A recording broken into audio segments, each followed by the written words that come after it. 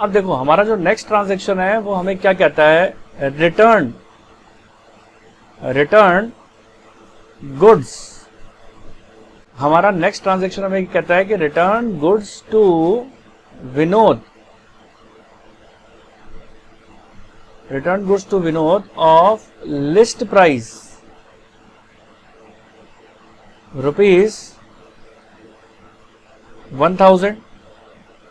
अब मैं आपको एक बात बताना चाहता हूं, जो पिछले ट्रांजैक्शन हमने किया था purchase goods from Vinod of list price 40,000 less 10% trade discount, अब ये उसी से ही लिंकअप ट्रांजैक्शन है। हमने गुड्स तो परचेज किए थे विनोद से 40,000 के और 10% का था ट्रेड डिस्काउंट, ठीक है जी।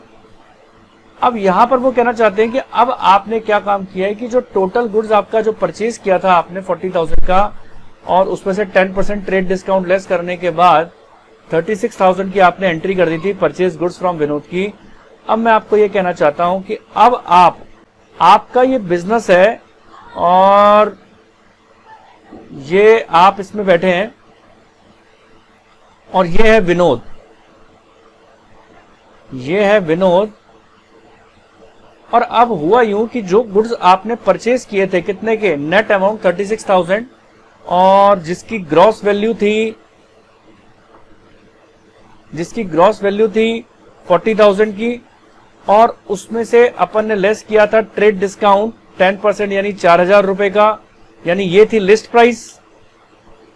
और 4,000 रुपए लेस करने के बाद जो नेट वैल्यू आई थी हमारे पास, नेट वैल्यू वो आई थी 36,000 की। तो यानी हमने जो इस विनोद से जो गुड्स परचेज किए थे वो नेट 36,000 की वैल्यू के किए थे और लिस्ट प्राइस 40,000 के किए थे। उसमें से यानी इस 40,000 की वैल्यू में से, वो कह रहा है ना लिस्ट प्राइस 1,000, इस 40,000 में से, क्योंकि वो लिस्ट प्राइस कह रहा है इसलिए 40,000 को कंसीडर करूंगा, इस 40,000 में से मैंने कितने के गुड्स वापस कर दिए, 1,000 की लिस्ट प्राइस के गुड्स मैंने उसको वापस कर दिए। मैंने 1,000 की लिस्ट प्राइस के गुड्स मैंने उसको वापस कर दिए। तो अब परचेज करके जब हम वापस करते हैं तो मैंने बताया था उसको हम क्या बोलते हैं, परचेज रिटर्न, उसको हम क्या बोलते हैं, परचेज रिटर्न। और बेटे आपको एक बात याद रहे कि परचेज रिटर्न की एंट्री कभी भी कैश में नहीं होती और यहां पर दो तरीके के अकाउंट अफेक्ट होंगे, एक तो विनोद और दूसरा अकाउंट अफेक्ट होगा परचेज रिटर्न। पहला विनोद और दूसरा अकाउंट अफेक्ट होगा परचेज रिटर्न। और अब हमको करना क्या है कि विनोद जो है वो तो हो गया पर्सनल अकाउंट और परचेज रिटर्न क्या हो गया हमारा रियल अकाउंट। तो देखिए बेटे, विनोद और परचेज रिटर्न की अगर मैं बात करूं तो अब आपको एंट्री जो करनी है, आप जानते हैं, आप इस डायग्राम को देख के आप समझ पाएंगे कि विनोद जो है वो तो पाने वाला हो गया, यानी रिसीवर, विनोद पाने वाला है, रिसीवर है, वो डेबिट हो जाएगा। और परचेज रिटर्न रियल अकाउंट है, वो आपके हाथ से जा रही है, तो जो जाने वाली चीज होती है वो क्रेडिट हो जाती है। तो एंट्री हो जाएगी आपकी विनोद अकाउंट डेबिट, यानी नाम के आगे पोस्टफियस लगाते हैं, Vinod account debit to purchase return. लेकिन ये फिगर जो आपको दे रखी है 1,000 रुपीज की, ये किस चीज की है, ये ग्रॉस वैल्यू है। अब आप बोलेंगे सर आपको कैसे पता लगा कि ये ग्रॉस वैल्यू है, इसमें ट्रेड डिस्काउंट जुड़ा हुआ है। अब आप बोलेंगे सर आपको कैसे पता, क्योंकि यहाँ लिस्ट प्राइस दे रखी है। और मैंने आपको पहले भी ये बात लिखवाई थी कि जब भी क्वेश्चन के अंदर लिस्ट प्राइस हो, आप समझ लेना कि उसके अंदर ट्रेड डिस्काउंट जुड़ा हुआ है। हालांकि क्वेश्चन के अंदर हमें ट्रेड डिस्काउंट लेस करने को नहीं कहा, लेकिन हम उसके बावजूद भी लेस करेंगे क्योंकि यहाँ लिस्ट प्राइस लिखा हुआ है और ये जो हमने विनोद से परचेज किया था उसी का ही लिंकअप ट्रांजैक्शन है ये, क्योंकि जो आपने परचेज किया था उसी में से ही तो आपने रिटर्न किया है। तो अब आप क्या काम करेंगे, अब आपको काम ये करना है कि 1,000 का 10% निकाल के आपको लेस करना पड़ेगा 100 रुपीज। 100 रुपीज आप लेस करेंगे, 1,000 में से 100 गए तो कितने आ गए, 900। तो आपकी जो एंट्री होनी है Vinod account debit to purchase return, वो कितने से होनी है, 900 रुपीज से। और हाँ, नरेशन लिख देंगे हम, बीइंग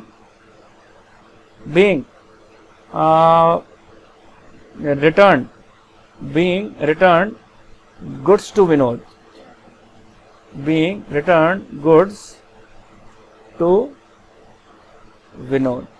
ठीक है जी, तो ये था आपका ट्रांजैक्शन। उम्मीद है आपको यहां तक बात समझ में आई होगी। अब देखो इसके आगे का जो ट्रांजैक्शन है वो क्या कहता है, paid cash to Vinod ₹34,000 in full settlement paid cash to Vinod ₹34,000 in full settlement of his account. Full settlement का मतलब होता है पूरे राजीनामे में हमने उसको 34,000 रुपए दे दिए। अब ये पूरे राजीनामे में 34,000 रुपए देने का क्या मतलब है? अब आप एक बात बताओ, जब अपने विनोद से परचेज किया था नेट परचेज, तो उसको कितने की परचेज की थी मैंने? 36,000 की। जो फर्स्ट एंट्री मेरी थी, मैंने जब विनोद से परचेज किया था तो 36,000 का किया था। अब आप जानते हैं कि इस एंट्री के अंदर हमने विनोद को वापस कर दिया 900 रुपए का माल। आप देख पा रहे हैं ना, यहाँ पे एंट्री अपन ने 900 से की है कि मैंने जो विनोद को रिटर्न कर दिया वो 900 रुपीज का कर दिया। तो इसमें से लेस करूंगा मैं रिटर्न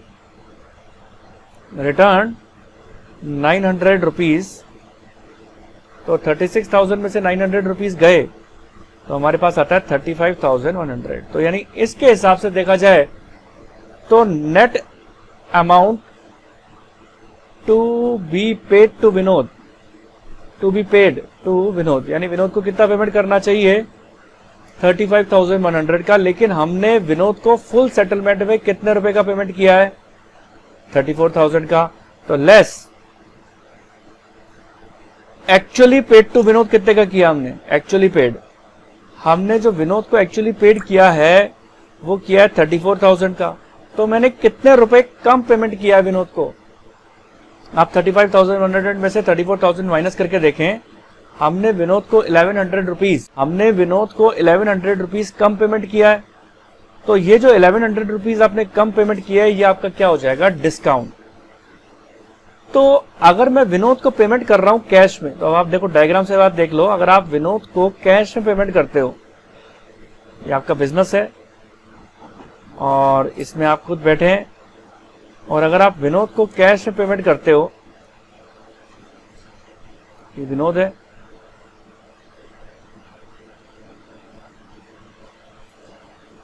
कैश पे कर रहे हो, तो कैश किसके पास जा रहा है? विनोद के पास जा रहा है। तो बेटा विनोद अकाउंट हो गया और कैश अकाउंट हो गया। तो विनोद है पर्सनल और कैश है रियल। तो पर्सनल में पर्सनल का रूल लगेगा। अब आप एक बार बताओ, विनोद को अगर मैं कैश पेमेंट करता हूं तो विनोद पाने वाला हो गया, यानी रिसीवर हो गया, तो डेबिट हो जाएगा। और कैश रियल अकाउंट है, रियल अकाउंट में क्या चीज देखते हैं? आने वाली वस्तु डेबिट है, जाने वाली क्रेडिट है, तो ये जा रही है, ये क्रेडिट हो जाएगा। तो एंट्री क्या हो जाएगी? विनोद्स अकाउंट डेबिट, और इसमें यहां पर विनोद डेबिट हो जाएगा, कैश क्रेडिट हो जाएगा। और तीसरा अकाउंट है हमारा डिस्काउंट, क्योंकि यहां पर डिस्काउंट भी हुआ है और डिस्काउंट है आपका नॉमिनल अकाउंट। अब आप ये देखें कि आपको विनोद को पेमेंट तो करना था 35,100 का, लेकिन आपने कैश में पेमेंट कितने का किया है? आपने कैश में जो एक्चुअली में पेमेंट किया है वो किया 34,000 का। तो 35,100 का पेमेंट करना था, लेकिन आपने 34,000 का पेमेंट किया है। इसका मतलब आपने 1100 रुपीज का कम पेमेंट किया है। तो अगर हम उसको 1100 का कम पेमेंट करेंगे तो नॉमिनल अकाउंट में हमारा कहीं ना कहीं गेन यानी प्रॉफिट होगा। तो हम इसको क्या करेंगे? क्रेडिट। तो टू डिस्काउंट हो जाएगा क्रेडिट 1100 रुपीज। तो एंट्री क्या हो जाएगी? Vinod account debit, to cash account और टू डिस्काउंट अकाउंट। तो ये समझाया मैंने ट्रेड डिस्काउंट की कैसे एंट्री होती है। उम्मीद है आपको समझ में आई होगी। ये देखो, बहुत ही ध्यान से समझना, ये बड़ा टेक्निकल पॉइंट है। देखा है, Chandrakant sold goods to us ₹2300। ठीक है, क्या लिखा हुआ है? Chandrakant sold goods to us ₹2300। और यहां पर अब आप समझने की कोशिश करें कि चंद्रकांत ने हमें बेचा है। ये थोड़ी सी लैंग्वेज उल्टे तरीके से लिखी हुई है, ये लैंग्वेज थोड़ी उल्टे तरीके से लिखी हुई है। और लिखा है चंद्रकांत, ये चंद्रकांत है, ये गुड्स हमें बेच रहा है। इसके पास कुछ गुड्स हैं ये गुड्स हैं इसके पास, ये गुड्स वो हमें बेच रहा है, तो हम क्या कर रहे हैं, हम खरीद रहे हैं। तो हमें हमेशा बात अपने पॉइंट ऑफ व्यू से ही करनी पड़ती है। ऊपर चाहे सोल्ड लिखा हो, उसके बावजूद भी हमें परचेज ही लिखना पड़ेगा यहाँ पे, क्योंकि हम हर चीज को अपने पॉइंट ऑफ व्यू से देखते हैं। तो लिखा है Chandrakant sold goods to us, यानी वो हमें बेच रहा है तो हम परचेज कर रहे हैं। ऑब्वियस सी बात है, नाम लिखा हुआ है आगे, कैश नहीं लिखा हुआ, तो हम क्या मानेंगे कि हमने चंद्रकांत से उधार में परचेज किया है। तो इसमें दो तरीके के अकाउंट इफेक्ट हैं, एक तो परचेज और दूसरा है चंद्रकांत। पहला परचेज है और दूसरा है चंद्रकांत। अब देखिए बेटे, परचेज जो है वो हो जाएगी रियल और चंद्रकांत जो है वो हो जाएगा पर्सनल। तो अब आप क्या देखेंगे, परचेज आपके पास आ रही है, जो चीज आती है वो डेबिट हो जाएगी। और चंद्रकांत क्या है, चंद्रकांत है आपका पर्सनल अकाउंट। तो चंद्रकांत अगर आपको बेच रहा है, यानी आप खरीद रहे हो चंद्रकांत से, तो चंद्रकांत कौन हो गया, देने वाला हो गया, गिवर हो गया, तो उसको क्रेडिट कर देंगे। तो एंट्री क्या हो जाएगी, परचेज अकाउंट डेबिट। एंट्री हो जाएगी purchase account debit to Chandrakant, purchase account debit to Chandrakant. यानी आपने ये मानते हुए एंट्री करेंगे कि आपने चंद्रकांत से परचेज किया है। अब यूजुअली बच्चे कंफ्यूज हो जाते हैं, ये सोचते हैं कि यहाँ सेल्स दे रखा है तो वो यहाँ से वर्डिंग पिक कर लेते हैं सेल्स की। लेकिन सच्चाई ये है कि ये सेल्स की ट्रांजैक्शन नहीं है, ये परचेज का ट्रांजैक्शन है। ये इनडायरेक्ट स्पीच में लिखा हुआ है कि Chandrakant sold goods to us, यानी चंद्रकांत हमें बेच रहा है तो हम क्या कर रहे हैं, हम खरीद रहे हैं। तो एंट्री क्या हो जाएगी, purchase account debit to Chandrakant 2300 rupees से। Purchase account debit to Chandrakant being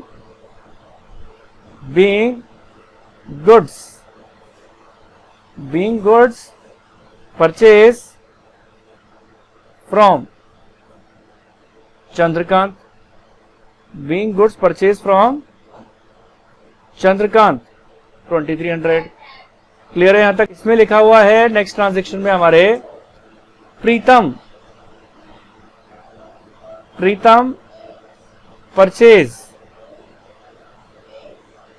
purchase goods from us rupees 2400। अगर अपन इसमें डायग्राम बनाते हैं तो अब आप देखिए कि डायग्राम का किस हिसाब से होगा। लिखा है प्रीतम परचेज गुड्स फ्रॉम अस, तो ये आपका है बिजनेस और ये ट्रांजैक्शन भी आपका इनडायरेक्ट स्पीच में लिखा हुआ है। और ये कौन है, प्रीतम। और क्या लिखा है, प्रीतम परचेज गुड्स फ्रॉम अस, यानी आपके पास कुछ गुड्स हैं और प्रीतम आपसे गुड्स परचेज कर रहा है। लेकिन सवाल ये उठता है कि आप क्या कर रहे हो। अगर प्रीतम परचेज कर रहा है तो हम उसको सेल्स कर रहे हैं, हम उसको क्या कर रहे हैं, सेल्स कर रहे हैं। और आगे कहीं पर भी कैश नहीं लिखा हुआ, नाम लिखा हुआ, इसलिए आप इसको भी उधार मानेंगे। तो इस पे दो तरीके के अकाउंट इफेक्ट हो रहे हैं, एक प्रीतम और एक सेल्स। तो प्रीतम है पर्सनल अकाउंट और सेल्स है आपका रियल अकाउंट। तो देखो बेटे होगा क्या, पर्सनल अकाउंट है प्रीतम, तो आप अगर प्रीतम को बेच रहे हो तो प्रीतम कौन हुआ, रिसीवर। और रिसीवर हुआ तो हम उसको क्या कर देंगे, डेबिट। और सेल्स क्या है, रियल अकाउंट है। अब रियल अकाउंट में क्या चीज देखते हैं, जो आ रही है डेबिट, जो जा रही है क्रेडिट। और यहां पर सेल्स आपके हाथ से जा रही है तो इसको क्या कर देंगे, क्रेडिट। तो एंट्री क्या हो जाएगी, प्रीतम, नाम के आगे एपोस्ट्रोफी एस आता है, Pritam's account debit to sales account, Pritam's account debit to sales account. और ये हो जाएगा 2400 से और ये भी हो जाएगा 2400 से। और आप नरेशन लिखेंगे being goods sold to Pritam, being goods sold to Pritam rupees 2400। तो ये है आपके फुल फ्लैश ट्रांजैक्शन। तो उम्मीद है आपको मेरी बात समझ में आई होगी। अब देखो बेटा सुनो, हमारे पास है पेड नेक्स्ट ट्रांजेक्शन है हमारा paid life insurance premium, paid life insurance premium ₹10,000।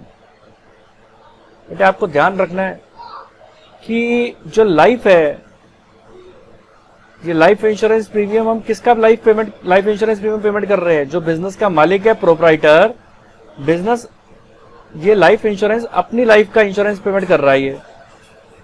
और मैं आपको ये बात बता दूं कि अगर बिजनेस का मालिक, यानी बिजनेस के मालिक को हम प्रोप्राइटर कहते हैं, प्रोप्राइटर अगर अपनी लाइफ का इंश्योरेंस कराता है और उसका पेमेंट करता है, तो वो बिजनेस का खर्चा कभी नहीं माना जाएगा, क्योंकि आगे जाकर आप थ्योरी के अंदर पढ़ेंगे सेपरेट एंटिटी कंसेप्ट। वो बिजनेस एंटिटी कंसेप्ट, यानी बिजनेस का जो सेपरेट एंटिटी कंसेप्ट है, वो क्या कहता है कि बिजनेस हमेशा अलग है और बिजनेस चलाने वाला हमेशा उसको अलग माना जाता है। तो हम जो अकाउंट्स बनाते हैं वो तो बिजनेस के बनाते हैं, जो अकाउंट्स बनाते हैं वो हम बिजनेस के बनाते हैं। और उस कंसेप्ट के तहत ऐसा बताया गया है कि अगर बिजनेस का मालिक अपनी लाइफ का इंश्योरेंस का प्रीमियम अगर पेमेंट कर रहा है, तो वो उसके बिजनेस का खर्चा माना जाएगा कि उसने वो बिजनेस का खर्चा नहीं किया, वो उसका घर का खर्चा माना जाएगा, वो उसका पर्सनल खर्चा माना जाएगा।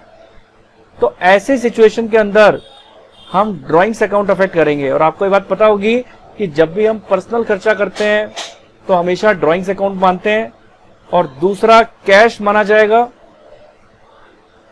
तो ड्राइंग्स और कैश दो अकाउंट अफेक्ट हो जाएंगे। ड्राइंग है आपका पर्सनल अकाउंट, और यहां पर ये डेबिट कर दिया जाएगा, क्योंकि बिजनेस जो है उसके मालिक को, यानी प्रोप्राइटर को पैसा देगा खुद का इंश्योरेंस प्रीमियम पेमेंट करने के लिए। तो ड्राइंग्स, यानी इसका नाम वो ड्राइंग रख देते हैं ना जब भी वो पर्सनल पैसा उठाता है अपना बिजनेस में से। तो ड्राइंग्स यानी पैसा ले रहा है बिजनेस से, तो वो रिसीवर हो गया, डेबिट हो गया। और कैश आपके बिजनेस में से जा रहा है, वो क्रेडिट हो जाएगा, और एंट्री क्या हो जाएगी? Drawings account debit to cash account, drawings account debit to cash account. यानी आपको ये बात याद रखनी है, जब भी पर्सनल पर्पस के लिए खर्चा होगा आपका ड्राइंग्स डेबिट हो जाएगा और कैश क्रेडिट हो जाएगा, क्योंकि बिजनेस में से कैश निकल जाएगा। ठीक है। Being cash withdrew from business to pay life insurance premium. और लाइफ इंश्योरेंस प्रीमियम को क्या मानते हैं? ड्राइंग्स टू पे लाइफ इंश्योरेंस प्रीमियम। अब हमारा नेक्स्ट ट्रांजैक्शन है स्टार्टेड। अब देखो इसमें जो हमारा ट्रांजैक्शन है वो है स्टार्टेड बिजनेस विद कैश। हमारा ट्रांजैक्शन है started business with cash rupees, started business with cash rupees 80,000, goods rupees 40,000 and furniture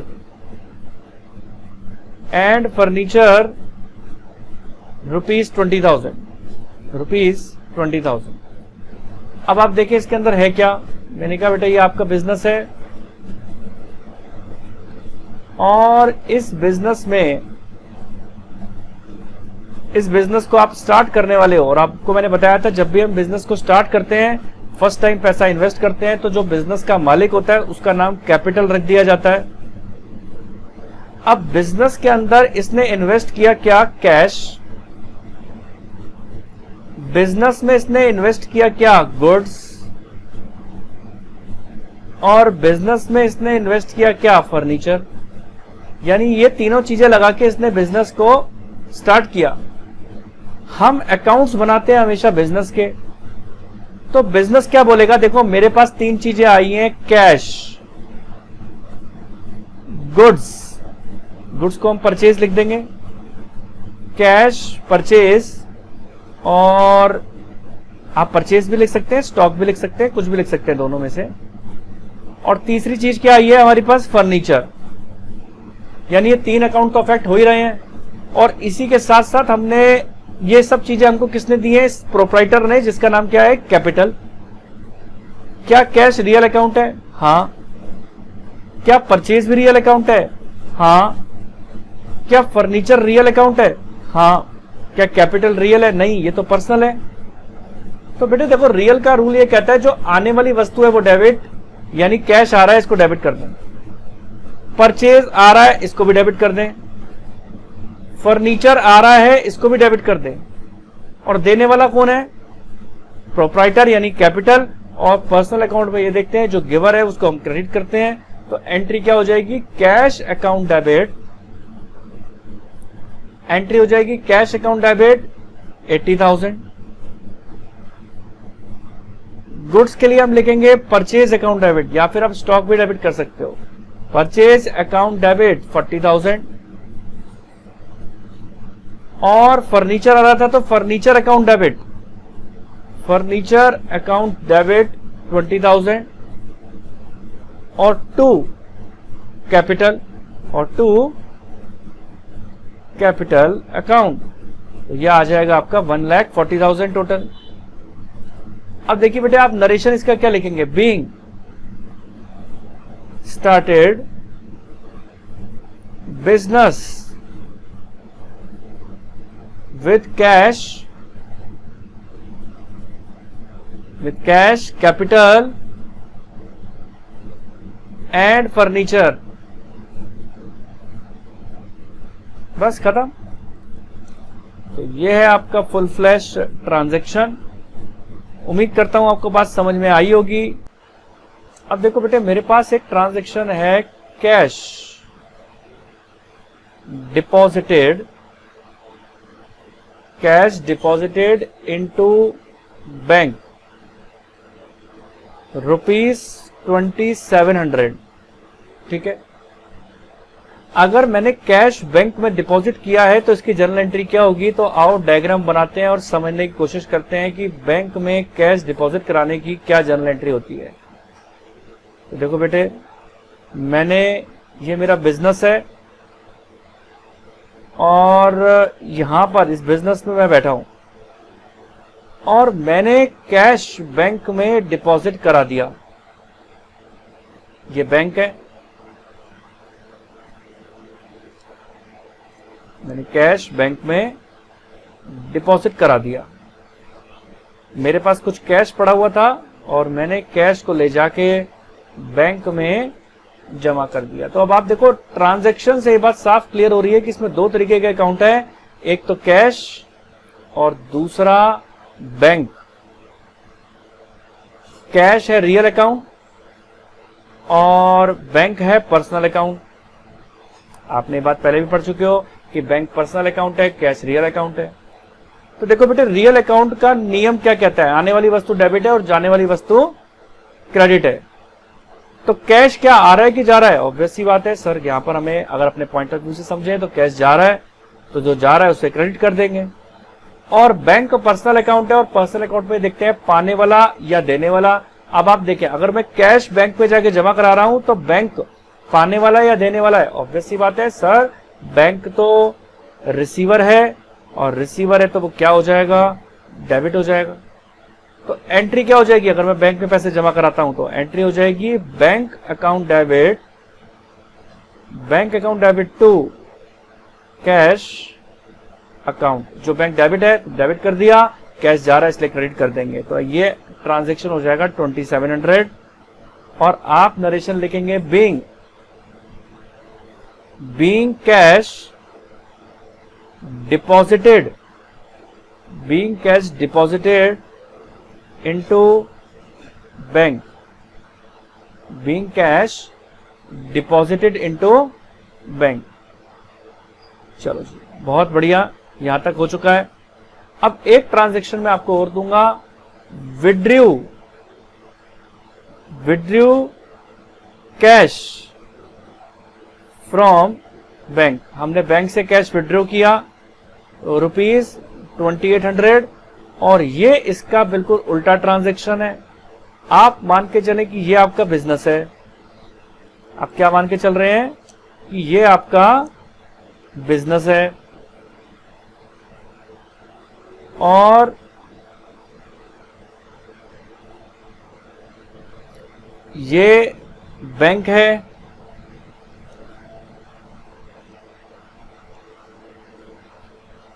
ये क्या है, बैंक। और कैश, और अगर आप कैश विड्रॉ करते हो बैंक से, यानी बैंक से आपने क्या कर दिया, आपने अपनी बैंक से कैश निकाला, यानी कैश विड्रॉ किया आपने अपनी बैंक से, तो अब भी दो तरीके के अकाउंट अफेक्ट होंगे, एक कैश और दूसरा बैंक। क्या कैश रियल अकाउंट है? हाँ जी, कैश तो रियल अकाउंट है। क्या बैंक पर्सनल अकाउंट है? हाँ जी, बैंक पर्सनल अकाउंट है। तो कैश जो रियल अकाउंट है उसके अंदर अपन क्या करेंगे कि कैश अगर आप बिजनेस से निकाल रहे हो तो कैश आपके पास आ रहा है, तो कैश आपके पास आ रहा है तो रियल अकाउंट में जो चीज आती है वो डेबिट हो जाती है। और बैंक पर्सनल अकाउंट है, ये गिवर है, तो ये क्या हो जाएगा, क्रेडिट। एंट्री क्या हो जाएगी, cash account debit to bank account 2800 से, और आप नरेशन लिखेंगे being cash withdraw from bank.